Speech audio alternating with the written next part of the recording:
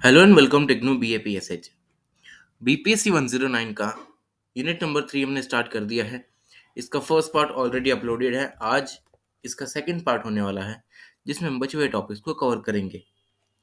तो पिछले पार्ट में हमने टॉपिक्स को कवर किया था पॉलिटिकल अप्रोच तक, जिसमें हमने तीन अप्रोचेस पढ़ी थी: पॉलिटिकल अप्रोच, सोशोलॉजिकल अप्रोच और इकोनॉमिक अप्रोच। इन सभी अप्रोचेस को पढ़ने के बाद एक टॉपिक आता है हमारा डिपेंडेंसी थियरी का। अब डिपेंडेंसी थ्योरी होती क्या है? डिपेंडेंसी थ्योरी एक ऐसा आइडिया है डेवलपमेंट का जिसमें कोई एक नेशन दूसरे नेशन से कहीं ना कहीं उसके इन्फ्लुएंस में रहता है और अपनी डेवलपमेंट को इंश्योर करता है। वो इन्फ्लुएंस है, वो इकोनॉमिक भी हो सकता है, वो पॉलिटिकल भी हो सकता है। जनरली ये देखा जाता है कि जो डेवलप्ड कंट्रीज हैं वो अंडर डेवलप्ड कंट्रीज को अपने ऊपर डिपेंडेंट बना सकती हैं, इकोनॉमिकली और पॉलिटिकली भी। तो डिपेंडेंसी थियरी में हमें यही पढ़ना होता है। और इस डिपेंडेंसी थियरी में दो स्कूल्स ऑफ थॉट आते हैं। पहला होता है रिफॉर्मिस्ट और दूसरा होता है मार्क्सिस्ट।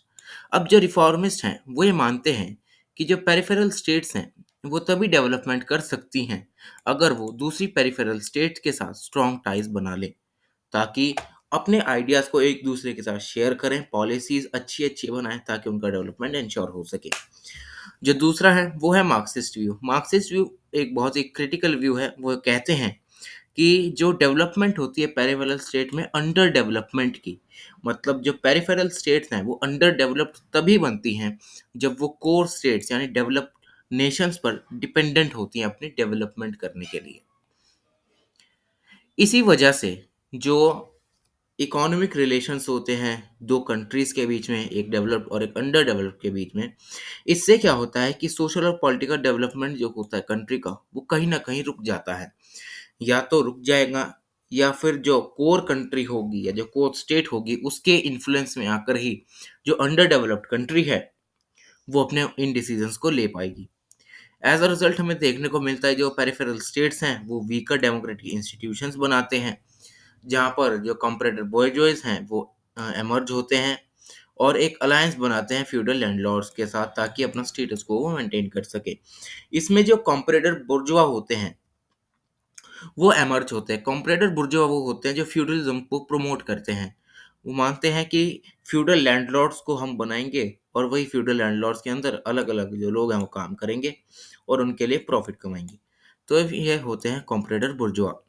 अब यहाँ पर इसी वजह से डिपेंडेंस की वजह से ये एमर्ज होते हैं, फ्यूडल लैंडलॉर्ड्स के साथ ये अलायंस बनाते हैं ताकि सोसाइटी में कहीं ना कहीं इनका स्टेटस को बना रह सके, मतलब ये डोमिनेंट रहे उन कंट्रीज में। और इसके बाद 1970s में इमैनुअल वॉलस्ट्रीन आते हैं अपनी एक वर्ल्ड सिस्टम अप्रोच के ऊपर, जिसमें बहुत ही ज़्यादा जो है ये एक्सेप्टेंस गेन करती है और इसको ज़्यादा अडॉप्ट किया जाता है, ना कि डिपेंडेंसी थियरी को। इस अप्रोच में वर्ल्ड को as a unit of analysis देखा जाता है, ना कि नेशन स्टेट, कि वर्ल्ड में कैसा पॉलिटिक्स है, वर्ल्ड की कैसी सोसाइटी है, ना कि किसी एक नेशन स्टेट की। तो वर्ल्ड सिस्टम थियरी में ये बताया गया है कि ये एक ऐसी थियरी है जो कि ग्लोबल इकोनॉमी को एनालाइज करती है, जो कि मेनली फोकस करती है कोर कंट्रीज पर, जिन्हें ज़्यादातर बेनिफिट से ही जो अपना काम है वो करना होता है वर्ल्ड इकोनॉमी में। और यहीं पर जो डिपेंडेंसी थ्योरी होती है वो पेरीफेरी पे या कोर पे फोकस करती है, अंडर डेवलपमेंट इकोनॉमीज पर ये फोकस करती है। ठीक है। अब ये जो थ्योरीज हैं ये बहुत ही ज़्यादा क्रिटिसाइज की जाती हैं। किस बेसिस पर? कि ये जो मटेरियल और इकोनॉमिक डायमेंशंस होती हैं जो कि एक्सप्लेनेटरी मॉडल होती हैं किसी भी इंस्टीट्यूशन के लिए, वो इनको अच्छे से एक्सप्लेन नहीं कर पाती हैं कि ऐसा क्यों है कि ये स्टेट अंडर डेवलप्ड है। क्या इसकी सोसाइटी में कुछ चेंजेस लाने की ज़रूरत है? क्या इसकी इकोनॉमी में कुछ चेंजेस लाने की ज़रूरत है? क्या इसकी पॉलिटिक्स में कहीं करप्शन ज़्यादा है इसी वजह से अंडर डेवलप्ड है? ये सब यहाँ पर एक्सप्लेन नहीं किया जाता है। इसलिए दोनों थियरीज जो हैं वो क्रिटिसाइज की जाती हैं। पर लास्ट में आते आते जो राइज होता है जापान का पेरीफेरी से कोर पे, उससे रैपिड इकोनॉमिक ग्रोथ एक्सपीरियंस की जाती है जापान को। और लेटर हाफ ऑफ 1970s में जो अर्जेंटीना होता है वो भी डेवलपमेंट गेन कर लेता है। ये theories, dependency theory, world system theory, ये एक्सप्लेन नहीं कर पाती हैं कि कैसे जो जापान है वो पेरिफेरी से कोर में कन्वर्ट हो गया, वहीं जो अर्जेंटीना है उसमें कैसे डेवलपमेंट हो गई। तो ये थ्योरीज ये नहीं बता पाती हैं। आगे आता है स्टेटिज्म। अब 1980s में क्या होने लगा कि जो स्कॉलर्स थे जो कि डिपेंडेंसी थियरी के इन्फ्लुएंस में आ रहे थे, तो वो डिपेंडेंसी थियरी का कहीं ना कहीं एक ऑल्टरनेटिव ढूंढ रहे थे, ताकि हम जो डिपेंडेंट डेवलपमेंट का जो कंसेप्ट राइज हो रहा है उसको अच्छे से फर्दर एक्सप्लेन कर सकें। और ये कहते हैं कि जो डेवलपमेंट जो ये डिपेंडेंसी थ्योरी है वो क्या लैटिन अमेरिका से बाहर भी कहीं लागू होती है, जैसे कि कुछ एशियन टाइगर कंट्रीज पे, Hong Kong, Taiwan, south Korea, Singapore, जिसकी वजह से जो ये कंट्रीज हैं इतनी डेवलप हो पा रही हैं या अंडर डेवलपमेंट पे हैं। तो ये क्वेश्चन करते हैं।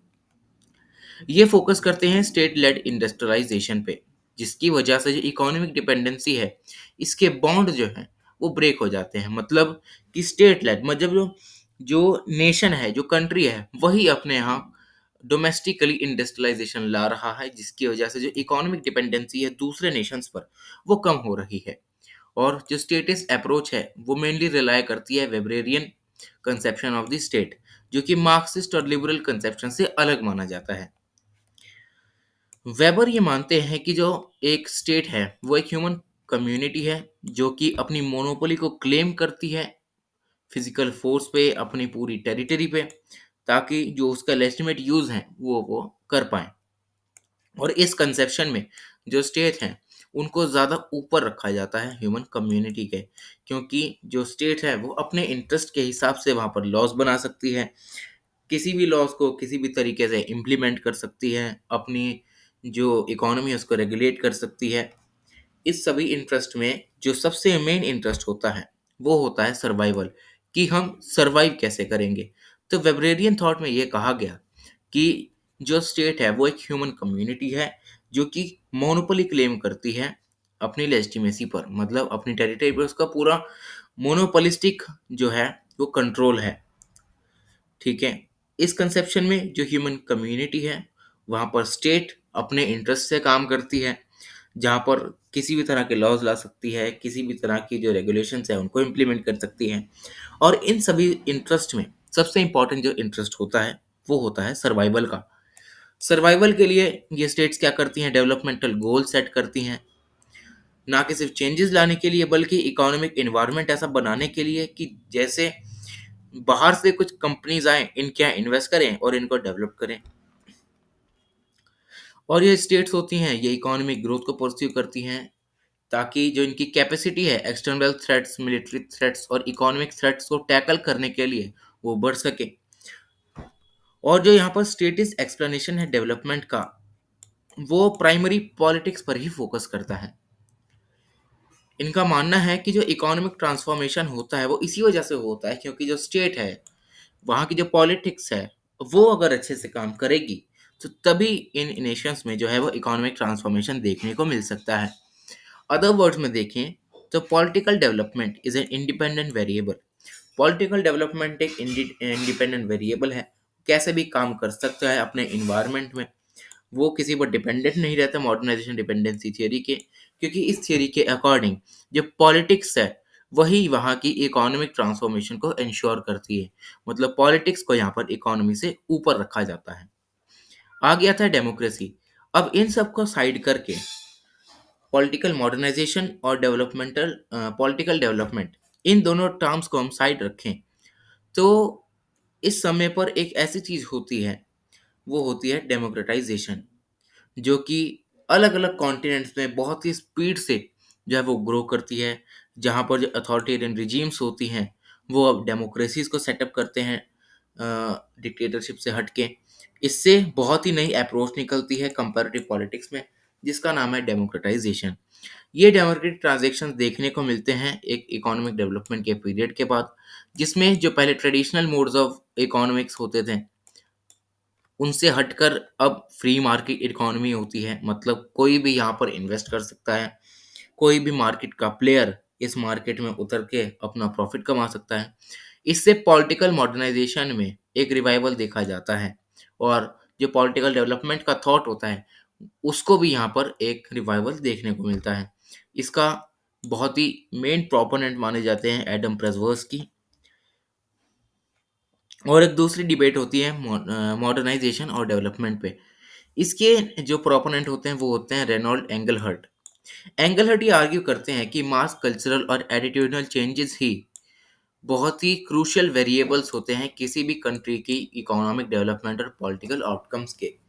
इंगलहर्ट के अकॉर्डिंग जो कल्चरल और एटीट्यूडनल चेंजेस होते हैं सोसाइटी में, वो ही वहाँ की इकोनॉमिक डेवलपमेंट और पॉलिटिकल आउटकम्स के लिए जिम्मेदार होते हैं।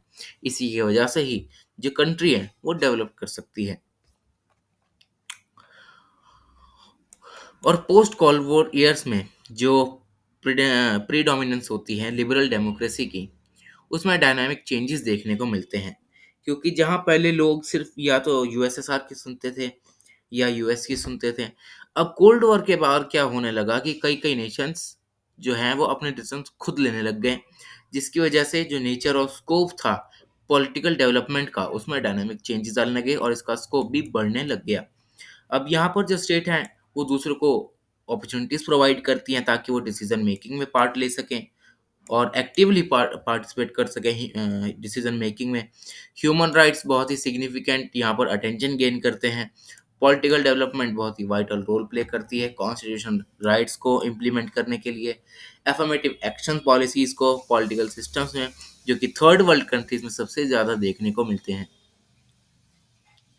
और जो करंट फोकस होता है कंपैरेटिव पॉलिटिक्स का, वो देखा जाए तो वो है ऑटोनॉमी, फ्रीडम, इक्वालिटी, जस्टिस। यही सब जो कंसेप्ट होते हैं वो पोस्ट कोल्ड वॉर ईयर्स के बाद आते हैं। क्योंकि पहले क्या होता था कि दे जो वर्ल्ड होता था वो दो पार्ट्स में डिवाइडेड होता था। एक होता था अमेरिका का, एक होता था रशिया का, मतलब पहले का यूएसएसआर। अब कोई देश या तो अमेरिका की सुनेगा, उसके पास जाएगा, या तो रशिया के पास जाएगा अपनी जो भी है डिसीजन मेकिंग के लिए। तो इनके बाद क्या हुआ, कोल्ड वॉर के बाद बच गया सिर्फ अमेरिका। यूएसएसआर डिसइंटीग्रेट होके नए नए नेशन में बट गया। तो अब जो वर्ल्ड था वो धीरे धीरे सेल्फ डिपेंडेंट होने लग गया, मतलब सेल्फ रिलायंट होने लग गया कि अपने डिसीजंस अब हम खुद ही लेंगे, किसी के पास नहीं जाएंगे कि हमें ये करना है तो हमें ये चाहिए। तो ऐसा नहीं होने लगा। अब धीरे धीरे क्या हुआ, जो नए नए नेशन स्टेट्स थे वहाँ पर ऑटोनॉमी आने लगी, इक्वालिटी आने लगी, फ्रीडम आने लगी। तो इसी वजह से जो डेमोक्रेटाइजेशन है वो इन सभी नेशंस में पॉसिबल हो पाया। तो ये था हमारा बीपीएससी 109 का यूनिट नंबर 3। अगर आपको इसकी हाइलाइटेड पीडीएफ चाहिए तो मैं अपने टेलीग्राम चैनल पर इसे अपलोड कर दूंगा। चैनल का लिंक नीचे डिस्क्रिप्शन में है। Thank you so much.